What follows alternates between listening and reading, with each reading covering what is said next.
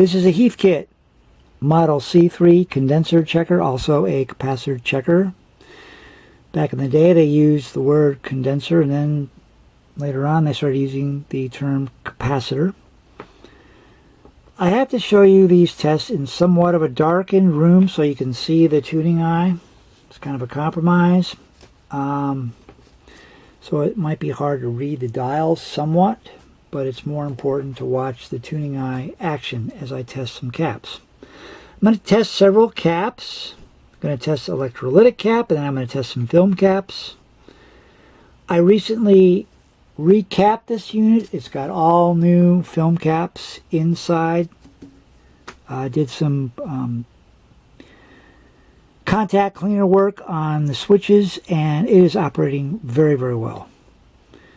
So our first test is an electrolytic test. You want to be careful to get the polarity correct. And by the way, I'm using gloves for a very specific reason, because during the leakage test you're actually putting voltage across the cap. So you got to be careful when you're using equipment like this. Below here, it might be kind of hard to see, but it says paper and mica. Paper and mica means a film cap. That's what they called film caps back when these were being manufactured. You want to set it on the electrolytic setting, which is not the paper and mica. There's a nice click to tell you that you're off of it, and I'll set it to the midpoint of the power factor at 30. And then we take our selector knob and we select 0.1 microfarads to 50 microfarads. This is a 50 microfarad cap at 150 volts. And then we sweep the dial until we get the tuning eye to open up to its maximum. And that's kind of maximum right there. And we read off the dial. Now, this is reading above 50 microfarads. And that makes sense, because when capacitors get old, they go up in capacitance. That is pretty much the status quo of all these old vintage caps. They always go up in capacitance. So now we can conduct the leakage test. We're going to start by testing the leakage at 25 volts. So you might ask, what is leakage? Leakage does not mean the cap is physically leaking goo out of the capacitor. It means that it is leaking DC across the capacitor. Capacitors are supposed to block DC and allow only AC voltage to go through the capacitor. When you have leakage, you are leaking DC through the cap, and that is not a good thing for a lot of reasons. So we're going to test the DC leakage at 25 volts, and we're going to watch the tuning eye, and the tuning eye should close very quickly and then open back up. If there is no leakage at all, it will open up back to its original position. So just take a quick note of where the position is, how wide it is open, and you hit the leakage test and watch the tuning eye very carefully. It flashes quickly closed and it opens up. It's not opening up to its original size at all. So this cap is leaking even at 25 volts. Now remember, this is a 150 microfarad cap. So that's on the edge of this cap even being able to handle 150 volts. But hey, it's okay. We can do it, and it's barely opening at all. There's just a kind of a sliver of opening. It's definitely leaking DC. I don't dare go past 150 volts. So that is a capacitance and leakage tester on an electrolytic cap.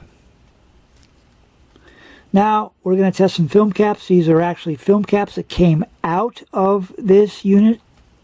I recapped the entire unit, so I've got some of the old caps handy here. I'm going to flip this switch down to paper and mica, which again means film caps, and we're going to test one of the notorious Goodall caps. Okay, these are typically bad, believe me. I'm wearing gloves for a very specific reason, because I'm going to be putting voltage across these Goodall caps, and I could put as much as 450 volts across this cap. I would prefer to not get shocked.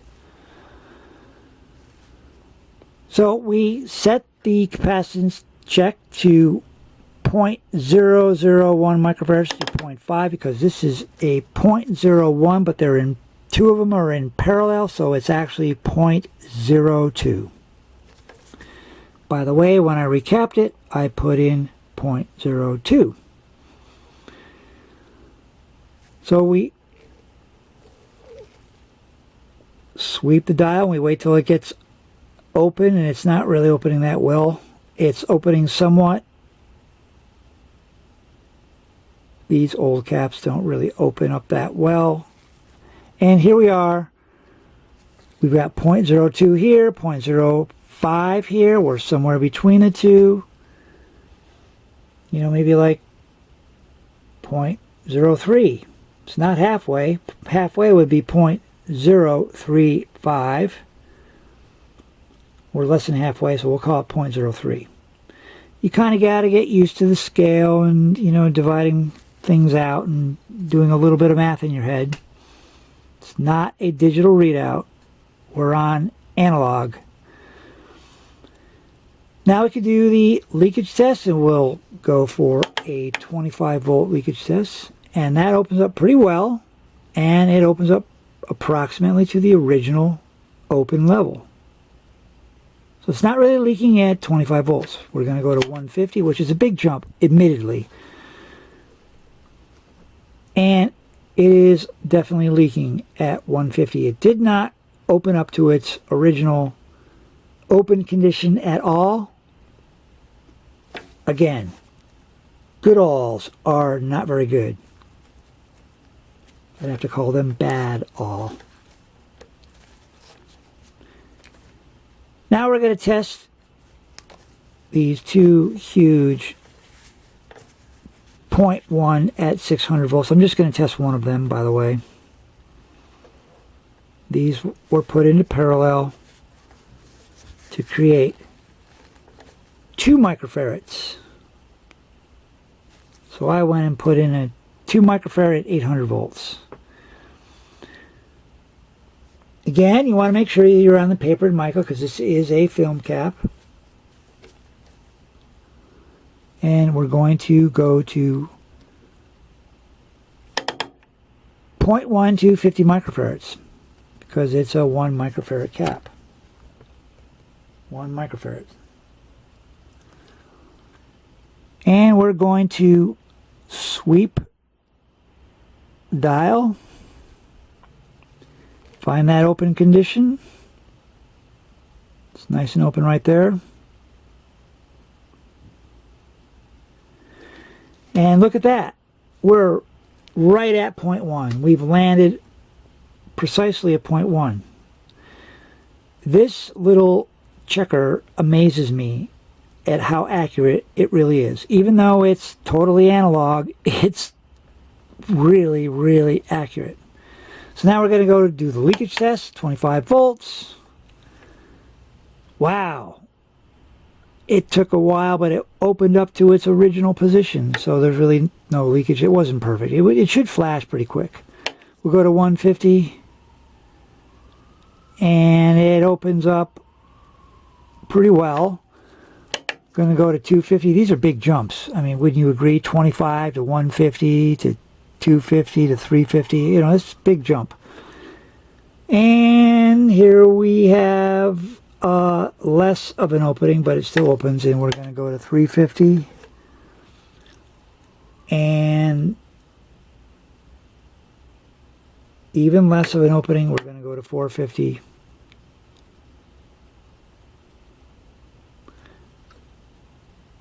I would say at 450, we are definitely pushing some level of DC through the capacitor. Now when you think about it, we've got 450 volts across this cap.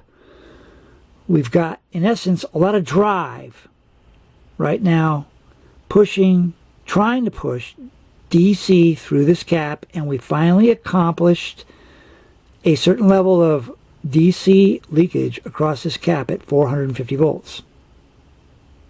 Pretty cool, huh?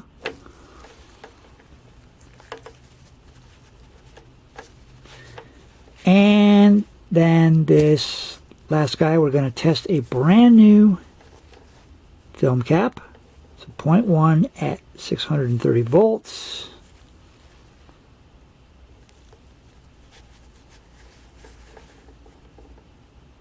Ta-da. And we're going to go to 0.1 at 50 microfarads, and we're going to sweep the dial. Find the open condition. There it is.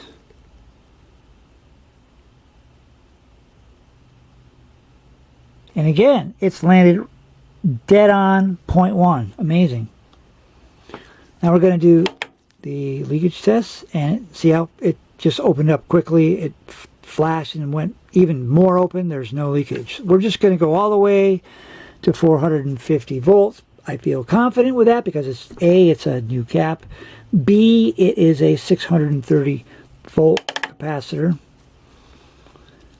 And it's a film cap. It's pretty bulletproof, right? You'd have to put a lot more than 630 volts to get any DC to pass through the cap. At what level? Unknown. So it opens up great, and there's no leakage to this cap. So that concludes the capacitance test. And then we're going to do a resistance test. And for that, we have to change the test leads to the resistor side. So it's pretty quick. We just go like this.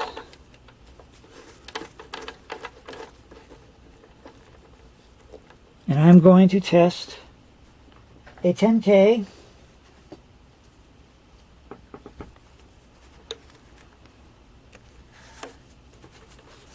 $10,000 ohms.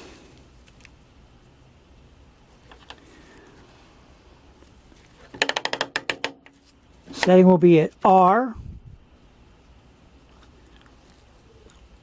We're reading the very outer scale right here.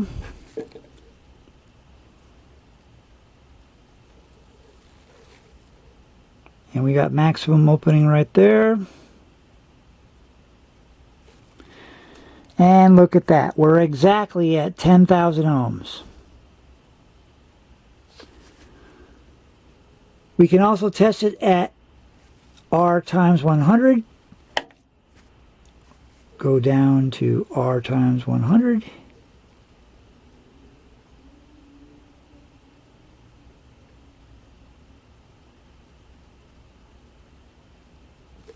And that's pretty much maximum.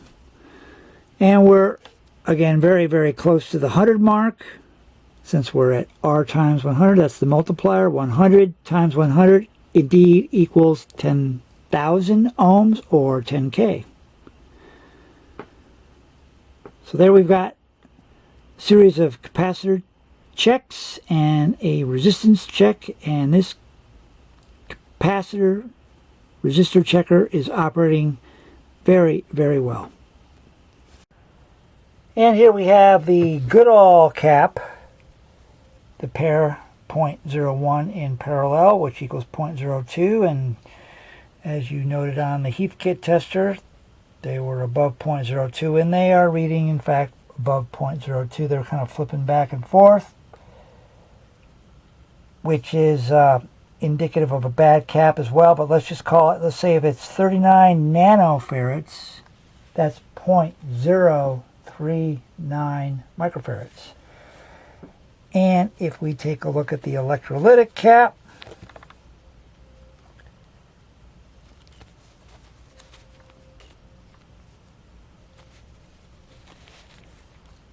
that was clearly above 50 microfarads. And look at this, we've got 77.4 microfarads. So again, these old caps typically will read quite a bit above their stated value.